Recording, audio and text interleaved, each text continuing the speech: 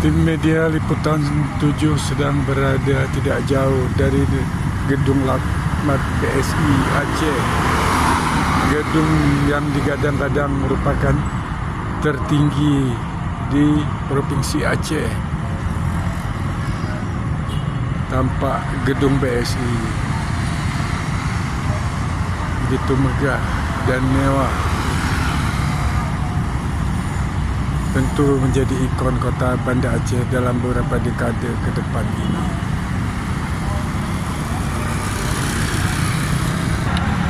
Gedung BSI tampak megah dan mewah terlihat di malam hari.